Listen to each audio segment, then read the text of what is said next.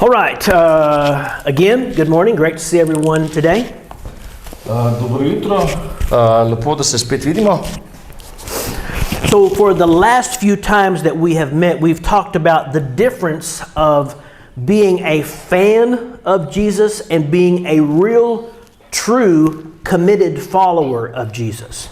Torej, zadnjič nekajkrat, ko smo se videli, govorimo o tem, kakšna je razlika med tem, ali ste fan Jezusa ali pa ste resnični predani sledilec Jezusa Kristusa. Because there is a difference and we need to understand what our relationship with Him really is. Ker med tema dvema pojmama je razlika in moramo ugotoviti, kakšno je naše razmerje z Jezusom. So this is the third message, and if you haven't heard or listened to the first two, I would invite you to go watch those. You can find those on YouTube or the new Facebook page. Torej, to je tretje sporočilo v tej seriji in če niste prvih dveh sporočil še poslušali, vas vabim, da si pogledate, da si poiščete mogoče na naši novi Facebook strani oziroma na internetu. So just to give a quick review, first we talked about those who followed Jesus just to see the show and be fed by His miracles.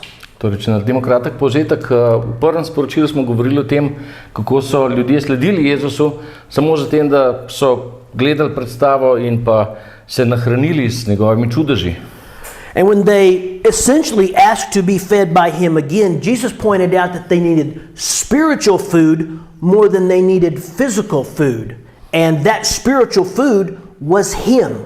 In ko so pač ljudje spet sledili Jezusu zato, da bi se pač nahranili s temi čudeži, jim je Jezus rekel, da oni bolj kot pa fizično hrano, oni v resnici rabijo spiritualno oziroma duhovno hrano. In ta duhovna hrana je bil sam Jezus Kristus. This is not what they wanted to hear, and many of them turned their backs and walked away.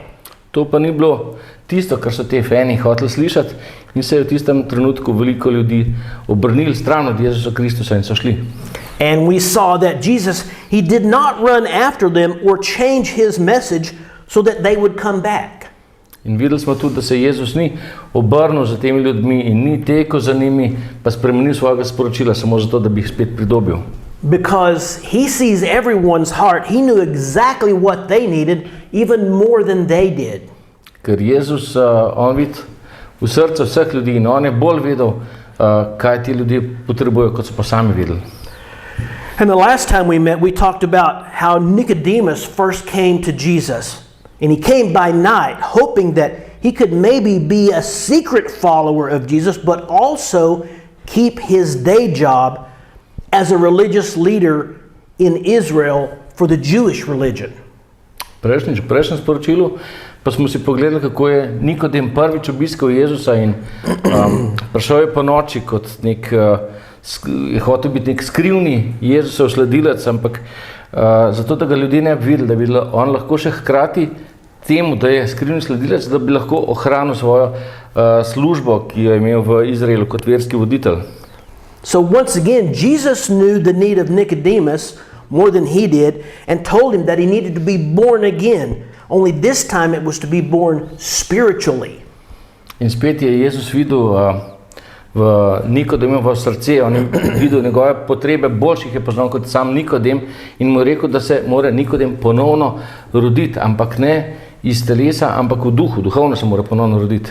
Nicodemus, even though he was a master of the Jewish religion and had the entire Old Testament memorized, he revealed that he did not have any spiritual understanding of what Jesus was saying. In čeprav je Nikodem bil mojster judovske vere, je poznal cel Star testament na pamet, on ni imel nobenega pojma, kaj ne bi to pomenil duhovno ponovno rojstvo, sploh ni vedel, o čem Jezus govori. So really, Jesus was saying, I don't want a secret fan who only comes to see me and talk to me at night. In v resnici, ker mu je Jezus rekel, jaz ne rabim nekih skrivnih sledilcev, ki pridejo k meni samo po noči. Jesus was saying, I want an open, committed follower, and you don't have the ability to do that on your own. On je rekel Nikodemu, da rab odprtega, predanega sledilca in da Nikodem nima sposobnosti tega narediti. But if you are reborn, that is to be born again spiritually, then I can give you my Holy Spirit to live inside you and help you to do the things that you can't do on your own. In je rekel še Nikodemu, da če pa se bi Nikodem ponovno, spiritualno, duhovno, ponovno rodil, potem pa mu lahko Jezus izroči Sveti Duh, da bo živel v njemu in da bo lahko Nikodem počel stvari, ki jih sam ne more narediti. So today we're going to continue in finding out more about ourselves. Are we just fans, or are we real, true followers and committed believers of Jesus? Tako da danes bomo nadaljevali s tem sporočilom in bomo odkrili o sebi, a smo samo fani, a smo resnični predani sledilci. So I want to introduce what we're going to be talking about today by giving an illustration or a story. Torej, zgodbo bi nekako začel danes s tem, da bo Monte povedal neko ilustracijo oziroma neko zgodbo, ki se v resnici njemu zgodila. Several years ago, here in Slovenia, I was asked by a father in America if I could meet with his son who was playing professional basketball here in Slovenia. Pred nekaj leti je oče enega košarkaša ameriškega, ki je igral tukaj v Sloveniji, prosil Monteja, če bi se lahko dobil z njim. And this father, he had real concerns about his son, so I agreed that I would go and do whatever I could to help. In očeta seveda je skrbel za njegovega sina in Monte je rekel, da bo naredil, kar lahko naredi. So I went to meet this young man. I'm going to call his name Kyle, and he had just finished college and was about 23 years old and away from America and his home for the first time in his life. Torej, tega fanta bomo za potrebe anonimnosti ga bomo imenovali Kyle. Je bil star 23 let, ravno kar je končal fakulteto in je v bistvu prvič bil od doma iz Amerike. So when you think about it from our perspective, it might seem glamorous to be a professional basketball player, but there is another side to it as well. Se pravi, z neke naše perspektive se mogoče zdi glamurozno biti profesionalni igralec košarke, ampak v resnici je pa tukaj tudi druga plat, ki jo ne vidimo. He only knew his teammates here. Ta fant je tukaj poznal samo svoje soigralce. And just two of them were young Americans just like him, also away from their native homeland for the first time. Samo dva njegova soigralca v košarki sta bila ravno tako Američana, še mlajša, in sta bila tudi prvič odsotna iz Amerike. He didn't know anyone else. Ta fant ni poznal nikogar drugega. He was lonely and living in a foreign environment to him. Bil je osamljen in je za njega živel v nepoznanem tujem okolju. And to make matters worse, the room that the team had supplied for him was not much more than a closet, and he was struggling. He was having a hard time. Da pa so bile stvari še slabše, sama soba, kjer je ta fant živel, ni bila nič kaj dosti večja kot ena malo večja garderobna omara in mu je bilo težko. On the basketball court, he and his American teammates were doing great. Na igrišču košarkaškem se je ta fant in njegovi soigralci so se dobro znašli. The team was winning. Ekipa je zmagovala. And the stadium began to be filled with these people shouting their names. In dvorana je bila polna ljudi, ki so vzklikali njegovo ime. They had grown the number of fans of this team by the hundreds. Število navijačev se je povečevalo na stotine. And people would wait after the game just to talk to them. In ljudje so potem čakali samo zato, da bi lahko govorili s temi fanti. See, these fans could tell you all of their statistics. In ti fani, ti navijači so lahko povedali vse o statistikah tekme. How many points per game they were averaging, how many rebounds, they could tell you all of their statistics. Koliko točk so dosegli, koliko podaj, vse statistike so vedeli. They knew a lot about their performance on the basketball court. Ti navijači so vedeli vse o tem, kako so igrali na igrišču. So they thought they knew them. Torej nekako so mislili, da jih poznajo. But they really, in reality, did not know them at all. Ampak v resnici ti navijači teh fantov sploh niso poznali. They didn't know that Kyle had thought of suicide. Ti navijači niso vedeli o tem, da je Kyle razmišljal o samomoru. They had no idea that Kyle and his teammates were struggling in isolation, being away from everything familiar to them.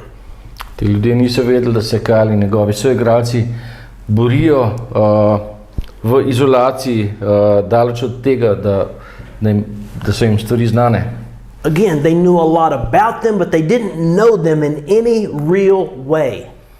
Veliko so vedeli o njih, ampak v resnici pa niso jih poznali v nobenem resničnem načinu. Now, because of our frequent conversations, I had a real deep knowledge of these young guys. In ker se Monte veliko pogovarjal z njimi, je imel kar veliko vedenja o teh fantih. We had developed this close relationship over a period of time. Razvili so en tak bližnji odnos skozi čas. And we would bring them over to our house and we would feed them real cooked food that was familiar to them. Tako da jih je Monte povabil k sebi domov in so jim skuhali hrano, ki jim je bila domača. And they would play video games with our kids or just relax and watch TV. In ti fantje, ti košarkaši so igrali videoigre, gledali televizijo in so se sprostili pri njemu doma. And they really opened up to us and we were just happy that we could help them. In tako so se ti fantje res odprli njemu in Monte bi vesel, da jim lahko pomaga. So I tell you this story to illustrate a point.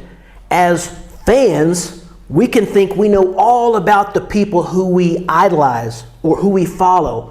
But in honesty, we may know nothing about the real person. To zgodbo smo nekako samo povedali za ponazoritev, da kot oboževalci lahko mislite, da veste vse o ljudeh, ki jim sledite, ki jih gledate, ampak če ste iskreni, pa jih v resnici ne poznate prav zelo. So in the Bible, we can read about a group of religious leaders known as the Pharisees. Torej v Svetem pismu lahko beremo o skupini verskih voditeljev, ki jih imenujemo farizeji. They knew a lot about God. Ti farizeji so vedeli veliko o Bogu. I say this, in Trivial Pursuit, the Bible edition, they would know every answer to every question. Če bi obstajal kakšen kviz o Bibliji, bi oni vedeli vse odgovore na vsa vprašanja. But the problem was they really didn't know God himself. Ampak v resnici farizeji Boga samega sploh niso poznali. And this seems to go right along with the difference between fans and true committed followers. In tukaj je razlika med temi navijači, fani in resničnimi predanimi sledilci. Like the Pharisees, many people today have given their minds to study the God of the Bible, but they've never surrendered their hearts to him. Tako kot farizeji v tistih časih so tudi danes ljudje, ki so posvetili veliko časa proučevanju Biblije, ampak mu nikoli niso predali svojega srca.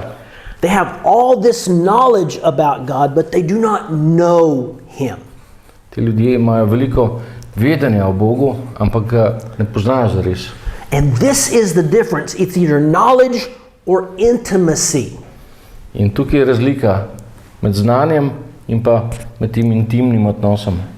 So in Luke chapter 7, we can see a similar situation. In v Bibliji, v Lukovem evangeliju, 7. poglavju, bomo videli podobno situacijo. We're going to see a guy named Simon, a Pharisee, who has Jesus over to his house for a meal. Torej, spoznali bomo človeka po imenu Simon, ki je farizej, ki bo povabil Jezusa k sebi domov na obrok. Now, we're not clear about his motives, but we can learn some things from this story as we read it together. Torej, ne poznamo čisto točno, kakšni so motivi tega Simona, ampak se lahko naučimo veliko iz zgodbe, ki bomo prebrali skupaj. So I'm going to read Luke chapter 7 verses 36 to 38. Torej, brali bomo Lukov evangelij 7. poglavje 36 do 38 vers. It says, and one of the Pharisees desired that he, talking about Jesus, would eat with him. And he went into the Pharisee's house and sat down to meat. And behold, a woman in the city, which was a sinner, when she knew that Jesus sat at meat in the Pharisee's house, brought an alabaster box of ointment, and stood at his feet behind him weeping, and began to wash his feet with her tears, and did wipe them with the hairs of her head, and kissed his feet, and anointed them with the ointment.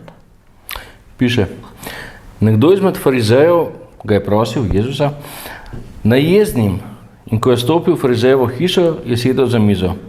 In glej, ko je neka žena, ki je bila v mestu grešnica, izvedela, da je v farizejevi hiši pri mizi, je prinesla alabastrno posodo dišavnega olja in vsa objokana od zadaj stopila k njegovim nogam, ter mu jih začela močiti s solzami.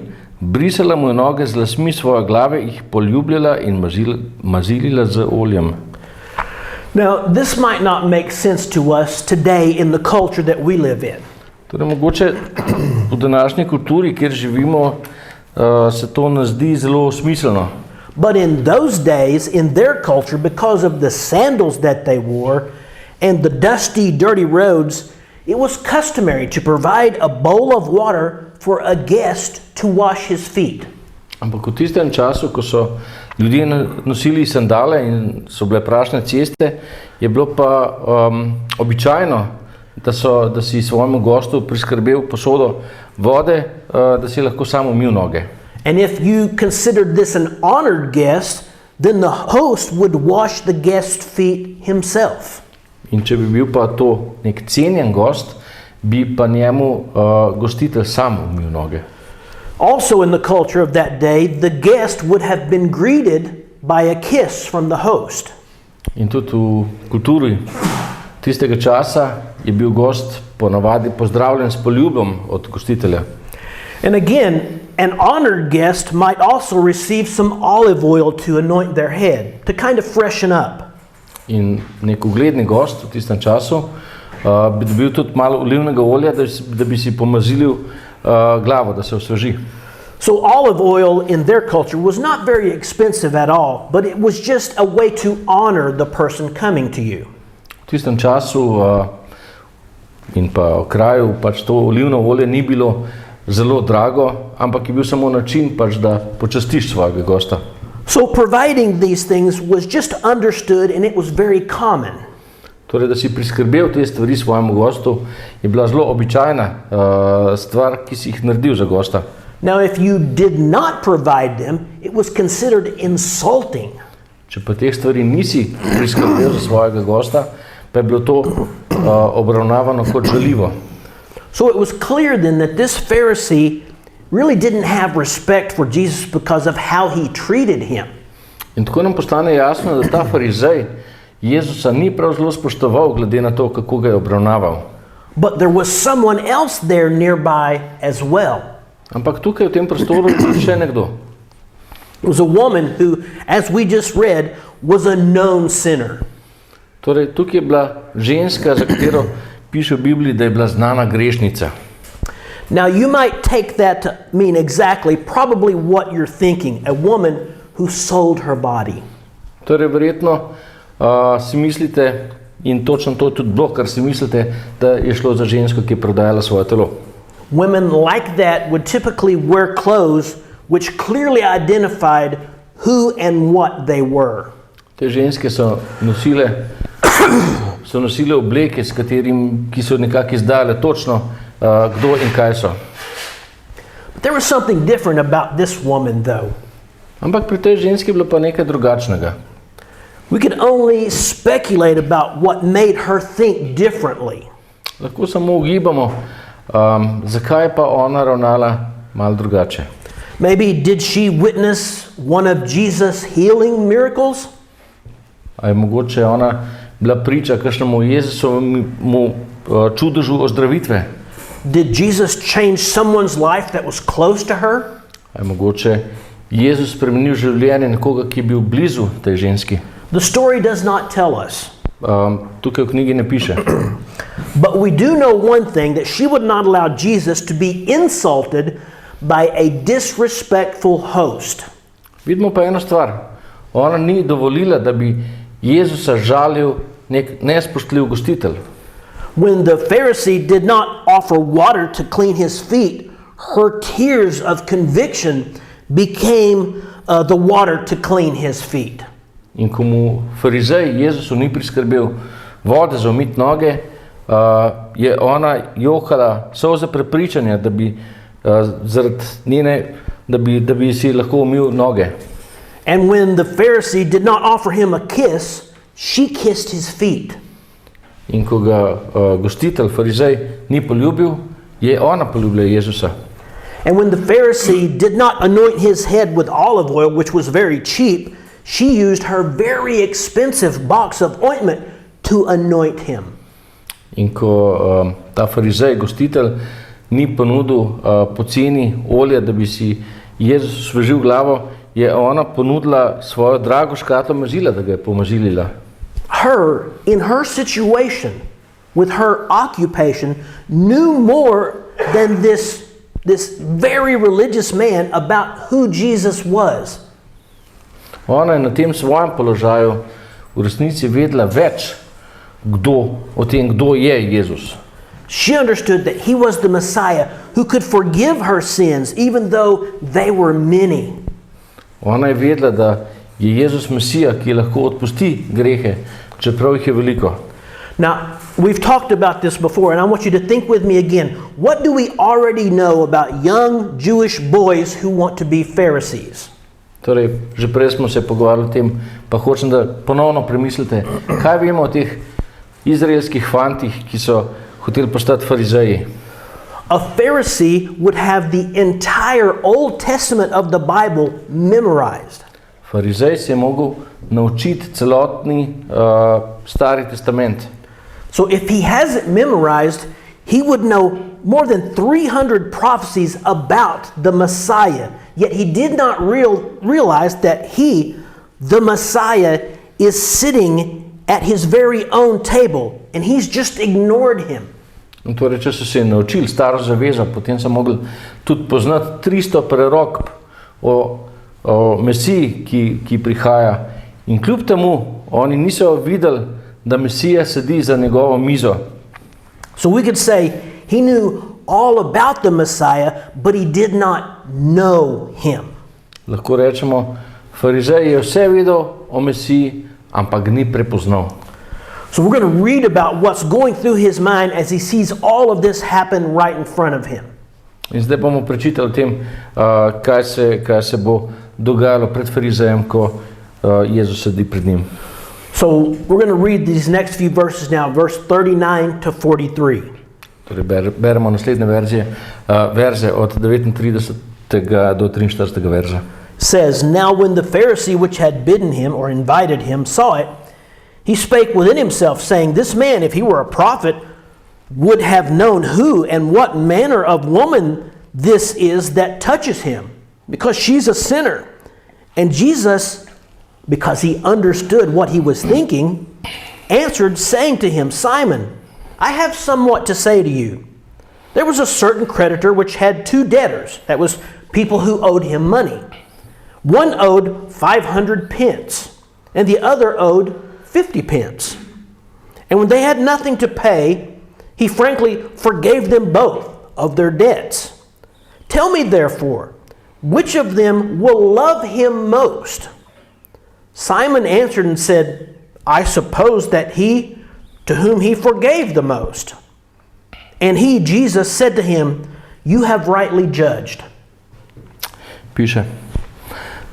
Ko je to videl farizej, ki ga je povabil, je sam pri sebi dejal, ko bi bil prerok, bi vedel, kdo je ženska, ki se ga dotika in kakšna je, vedel bi, da je grešnica. In Jezus mu je odgovoril, Simon, nekaj ti moram povedati. On pa mu je rekel, učitelj, povej. Neki upnik je imel 2 dolžnika. Eden mu je bil dolžan 500 denarjev, drugi pa 50. Ker nista mogla vrniti, je dolg objema odpustil. Kateri izmed njiju ga bo bolj ljubil? Simon je odgovoril, zdi se mi, da tisti, kateremu je več odpustil. On pa mu je rekel, prav si presodil. So if Simon was trying to understand better who Jesus was, his approach was really way off. Torej, če hotel Simon ugotoviti, kdo je Jezus v resnici, je bil njegov pristop popolnoma zgrešen. So that first offense of disrespecting his guest was in his mind simply confirmed because no religious person would allow himself to even be touched by a sinner. Torej, on je v svojih mislih potrdil ta svoj prvi prekršek nespoštovanja gosta, ker je videl, da se ga Jezusa dotika grešnica in po njegovem nobena verna oseba ne bi pustila, da se ga grešnik sploh dotika. So I can see this Pharisee Simon thinking like this. People say that this man is a prophet, the Messiah, which we're looking for, but this cannot possibly be him. Torej, tukaj vidimo ta njegov njegovo pamet, tega farizeja, Simona, kako razmišlja. Ljudje pravijo, da je to Mesija, ampak ta človek sigurno ne more biti Mesija, ker komunicira z grešniki. To ne more biti on. It can't be him because he interacts with sinners. Ne more biti on, ker on komunicira z grešniki. Simon thought he knew exactly how the Messiah would act in a situation like this. Simon je mislil, da ve, kako bi Mesija v taki situaciji reagiral. He thought he knew all about the Messiah. Simon je mislil, da on ve vse o Mesiji. The reality is he knew some things about the Messiah, but he really did not know the Messiah in an intimate way. Simon je v resnici nekaj vedel o Mesiji, ampak ni pa poznal Mesije na nek intimen način. So we've used this word know many times in our discussion already. Torej, že večkrat smo spregovorili besedo vedeti, poznati v naši diskusiji. And this word in the Hebrew language is yada. And the best definition of the word yada is to know completely and to be completely known.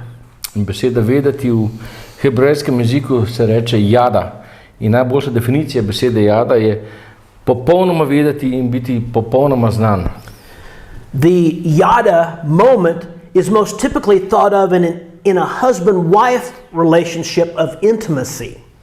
In ta beseda jada se dostikrat uporablja med možem in ženo, ko se intimno poznata. It is much more and much deeper than just mental knowledge. In ta beseda pomeni veliko več kot samo mentalno vedenje. It describes very intimate connections. Ta beseda jada opisuje zelo intimne povezave. This is also the same word that is used to describe how God wants to relate to us. In to je ista beseda, ki jo uporabljam za to, kako Bog hoče imeti odnos z nami. I don't know if you remember from the last time that we met, I asked this question that would help us understand if we are fans or followers. Če se mogoče spomnite našega vprašanja prejšnji teden, ali smo fani, ali smo resnični sledilci. And here's the question. Have you made a decision about Jesus or have you committed to Jesus? Torej, vprašanje danes je, a ste se odločili glede Jezusa in a ste se zavezali glede Jezusa? That is still an important question and one that we must ask ourselves. In to je še vedno pomembno vprašanje, ki se ga moramo vprašati. This week I want to ask ourselves this question. Do you know about Jesus or do you really know him? In vprašanje ta teden je, a poznate stvari o Jezusu ali ga zares poznate Jezusa? It's knowledge versus intimacy, and there is a huge difference between these two. In spet je tukaj znanje proti tej intimnosti in tukaj je res velika razlika. I want to take a few minutes and tell you the story of my life. Za trenutek bomo mogoče prekinali to zgodbo iz Biblije, pa bo Monte povedal zgodbo iz svojega življenja. My parents didn't go to church when I was growing up. Montevi starši niso hodili v cerkev, ko je Monte odraščal. But I did have grandparents who were very faithful believers. Monte pa je imel stare starše, ki so bili res predani verniki. My grandpa was one of the very few men in this little country church in our village. In Montejev ded je bil eden od redkih moških, ki je hodil v cerkev. And directly across the road from my house was the church. So I would go there from time to time. In čez cesto, tam kjer je Monte živel, je stala cerkev in včasih jo je obiskal. And I learned quite a lot about God and Jesus. In takrat se je kar nekaj naučil o Bogu in o Jezusu. And if you were to ask me when I was a young child some questions, I could answer many of them about the Bible, about God, about Jesus. In če bi Monte, ki bi še otrok, vprašal kaj o Jezusu, o Bibliji, o cerkvi, bi vedel odgovore na veliko vprašanj. I had a lot of information memorized about Jesus. Veliko informacij si je zapomnil o Jezusu. The sad truth is this, that is all it was. It was just information in my mind. Ampak žalostna resnica je bila pa to, da je bila to samo informacija o njegovih možganih. I grew up and my friends were not good influences on me. In ko je Monte odraščal, tudi njegovi prijatelji niso bili dober vpliv na njega. At 15, I was at parties with alcohol, getting drunk regularly. In ko je bil star 15 let, je hodil na zabave, upijal se je z alkoholom. On high school athletic teams, I would go into stores and steal things. Nothing large, so I convinced myself that it was not a big deal. In skupaj s srednješolskimi športnimi ekipami so tudi kradli po trgovinah. Niso nič vlizga ukradli in je mislil, da to ni nič hudega. I guess I was not as good as I thought because I had a bit of a reputation. Torej, verjetno Monte ni bil tako zelo dober, ker je imel že kar nekaj slabega ugleda. My wife, Krista's mother, did not want her to get involved with me. Mama, zdaj njegove žene Kriste, ni hotela, da bi se Krista zapletla, šla v odnos s Montejem. And at that time, she was absolutely right. In v tistem času je imela popolnoma prav. All of my head knowledge about Jesus had not changed me at all. Vse te informacije v glavi o Jezusu niso nič spremenile Monteja. Even though I knew a lot about him, I really did not know him. Čeprav je vedel veliko o Jezusu, ga v resnici ni poznal. And that all changed on December 28th, 1987. Vse to pa se je spremenilo 28. decembra leta 1987. One of my older brothers had become a real committed believer. Takrat je eden od Montevih starejših bratov postal resnično predan vernik. And I got to see with my own eyes how it changed his life. In Monte je videl s svojimi očmi, kako mu je to spremenilo življenje. It affected me very deeply. In to je zelo močno vplivalo na Monteja. And it wasn't just seeing him, it was his words and his actions too. In ni samo njega videl, ampak tudi njegove besede in akcije tega brata. I could no longer think about how much I knew about Jesus. In potem Monte ni več mogel samo razmišljati, koliko ve o Jezusu. I wanted to know him myself. Hotel ga je spoznati on. Deeply and intimately. Hotel spoznati Jezusa globoko in intimno. And just like my brother's life was changed, I knew my life needed to change. In tako kot se je spremenilo življenje Montevega brata, je vedel, da se mora tudi njegovo življenje spremeniti. And after I made that decision, my life has changed, but it's not because of me, it's because of who lives inside me. In takrat, ko se je življenje tega brata spremenilo, potem se je tudi Montejevo življenje spremenilo, ampak ne zaradi Monteja, ampak zaradi tistega, kar je v Monteju. Now today I have absolutely no regrets, and it is certainly the best decision I have ever made in my life. The day I left behind my knowledge about him and came to know him myself, personally and intimately. Torej, morate te svoje odločitve danes prav nočno obžalujem, bila to sigurno najboljša odločitev, ki jo je sprejel v življenju. Ta dan, ki ga je pustil za seboj tisto znanje, tiste informacije o Jezusu in ko se je odločil, da bo Jezusa osebno in intimno spoznal.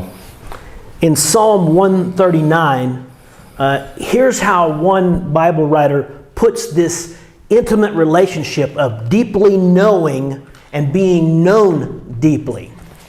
Torej, v Psalmu 139 imamo, kako je eden od piscev opisal ta odnos z Bogom.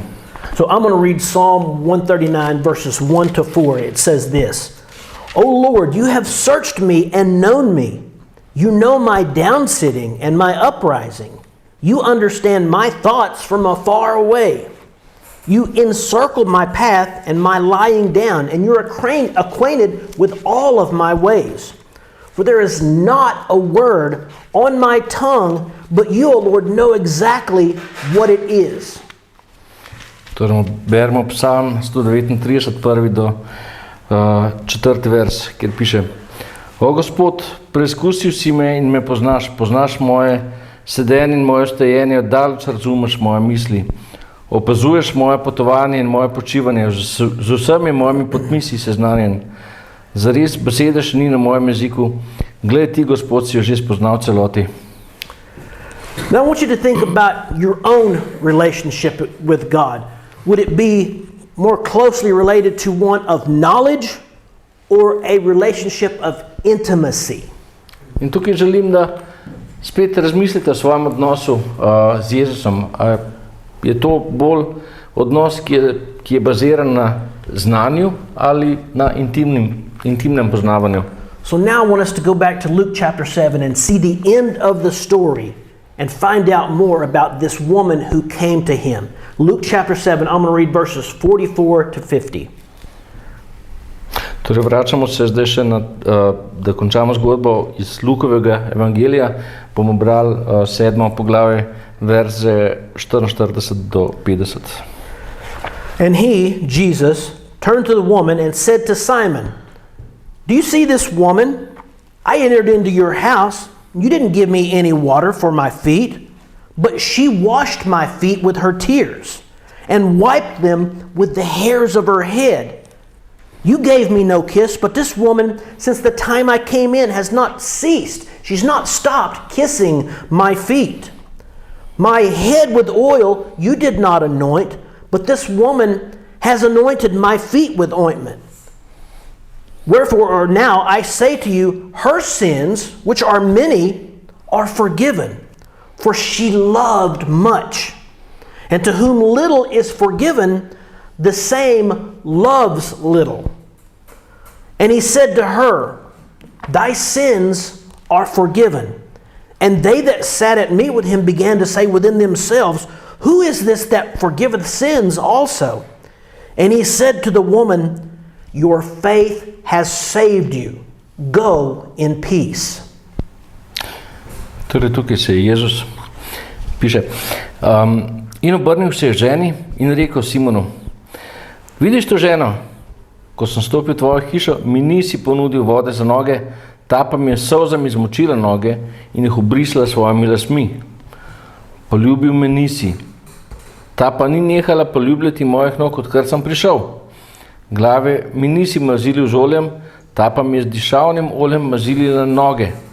Zato ti povem, odpuščeni so njeni mnogi grehi, ker je močno ljubila, komur pa se malo odpusti, malo ljubi. Njej pa rekel, odpuščeni so tvoji grehi. Tedaj so tisti, ki so bili z njim pri mizi, začeli pri sebi govoriti, kdo je ta, ki celo grehe odpušča? On pa je rekel ženi, tvoja vera te je rešila, pojdi v miru.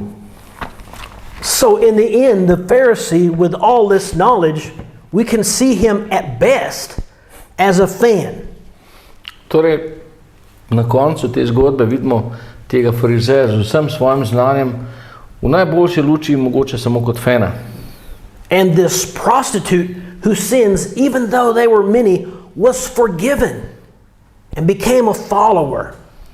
In vidimo to prostitutko, ki je imela veliko grehov in so bili vsi grehi odpuščeni in je postala resnični sledilec. Now, here's another question that we need to ask ourselves based on this story. Who do I compare to most? Do I compare to the Pharisee who knows a lot about the Messiah? Or do I compare to this prostitute who, even though her sins were many, was forgiven because of how she came to the Messiah? In tukaj zdaj, ko smo prebrali to zgodbo, se lahko vprašamo, s kom se pa mi lahko primerjamo, s kom se lahko jaz primerjam, ali se lahko primerjam s tem farizejem, ki veliko ve o Jezusu, ali pa se lahko primerjam s to prostitutko, ki pa spozna Jezusa intimno in postane pravi sledilec. So, do I know a lot about Jesus like a fan, or do I know Jesus intimately, like a real committed follower? Torej, jaz sem tak, ki veliko ve o Jezusu kot nek fan, kot navijač, ali tak, ki intimno sledi Jezusu. If you sit here today or you're watching today with a lot of knowledge, but deep down you know that you are not changed, don't let that stop you from becoming a true, committed follower. Torej, če sedite pa gledate to našo zgodbo preko interneta, pa če imate veliko znanja o Jezusu, ne vas to ne ostavi, da ne postanete resnični, intimni sledilec Jezusu. Because the choice is entirely yours to make. Ker samo vi lahko sprejmete to odločitev. And I want to challenge you, make that choice and make it soon. In jaz vas izzivam, naredite to odločitev in sprejmite jo hitro. We live in very uncertain times, and Jesus is holding out his arms out to receive you this very moment. Živimo namreč v zelo negotovih časih in Jezus drži svoje roke stegnjene in čaka v tem trenutku na vas. My challenge to you is to say yes to him. In predlagamo, da mu rečete ja. So, if you need to learn more about this, I'm happy to talk to anybody after we finish here. If anyone's watching, please reach out to us. We want to help you in any way that we can. Torej, mi se bomo še naprej tukaj pogovarjali o Jezusu, o zgodbi. In če želite še kakšne odgovore na vaše vprašanje, če želite komunicirati z nami, pa gledate tole preko interneta, vas vabim, da nas kontaktirate na kakršenkoli način lahko. If you want to have a changed life, he can change your life, but you must come to him. Če želite imeti spremenjeno življenje, lahko imate spremenjeno življenje, ampak morate priti nasproti. So that's going to finish our message for today. We're going to talk about it, but that's going to end the video. Thank you for joining us. Again, if you need any help at all, please reach out to us. We would love to help. S tem končujemo naš posnetek preko interneta. Če želite, se lahko na kakršenkoli način obrnete na nas. Smo pa veseli, da ste bili z nami in vas lepo pozdravljamo.